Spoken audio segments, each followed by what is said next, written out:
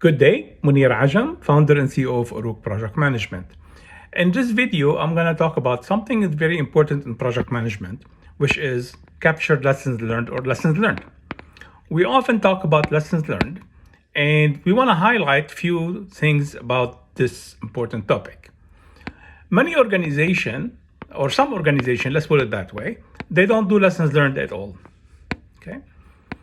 Other organization, they might do lessons learned at the end of a project. So they might sit down, have a meeting with everybody involved, and discuss what lessons have we learned on this project. Usually, some people call it post-mortem, some people call it lesson learned session. Regardless what you call it, they do it at the end of the project. Now, some organizations do it, but don't document it. Or they might document it in a minute of meetings and then which should get lost. Another level, a higher level of dealing with lessons learned is that some organizations have that session at the end of the project, collect the information at the end of the project, and in that case, they document them. And then they might put them into a knowledge base or a lessons learned database, which is good. Obviously, that's a good practice to have. Now, is that enough? Let's take it to another level. Why do we need to wait to the end of the project where many people, especially on long duration project in the capital industry or any other industry, where many team members might have left the project and you lost the opportunity to capture their thoughts? Why don't we do it at least at the end of every stage of a project before the team of that stage demobilize? I mean, obviously, unless you are working on a very small project that is short duration and the entire team stay throughout, that's a different story. But many projects are not the case. Some of the people who are involved early, they're not involved later in the project. And accordingly, you lose their information unless you do it at the end of every stage. Now, let's take it further. How about collecting lessons learned on ongoing basis? You don't have to wait to the end of the project. You don't have to wait to the end of the phase or the stage. Anytime you have those aha or oh or shh, you can tell the difference, moment, you can basically say that, hey, this must have been a lesson learned, good, bad, or ugly. Let's capture it, let's document it.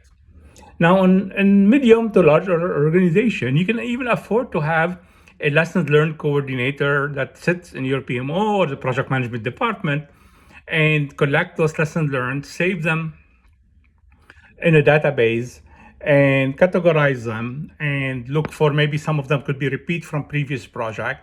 At least somebody could manage those lessons learned archives and make sure they are readily available and accessible. Now, to me, I don't call those lessons learned. I've been talking about lessons learned for the last few minutes, but to me, all of those are captured lessons. Now, why is this terminology difference? Because all what we have done is we have captured the lessons. In theory, we've learned them, but did we? How do we learn them? The only way we can learn them is by not repeating them. So what we recommend, and we use the concept and we use that in the Uruk platform as well, is called captured lessons learned. So first, we capture the lessons. We capture them, we document them, we include them in a database that is accessible. However, to learn them, then do we have a system in place? Does the organization have a system in place where wherever we are planning a new project, a new stage, a new phase, that we actually look at those lessons learned that we have collected in prior project, review them at least, especially if they're categorized properly. We can zoom in. We can zoom in, for example, on mechanical engineering lesson during the engineering phase, right? We can zoom in on specific type of lessons. So if you have, a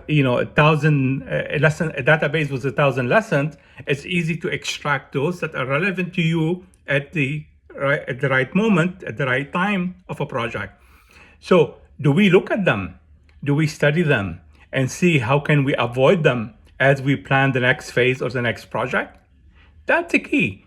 Only then we really captured the lessons learned. Only then we can prove that we are actually learning from those lessons, and we can avoid the bad lessons and maybe repeat the good lessons or look for how we can implement them. So, this is an important concept. And looking at how do we transform project management? Literally, if we want to transform project management, we want a project management to be competitive advantage and indispensable for business success. We really have to look at elevating everything we do. And in this video, we talked about specific topic, learning about captured lessons and lessons learned. Thank you. We wish you success today, tomorrow, and always.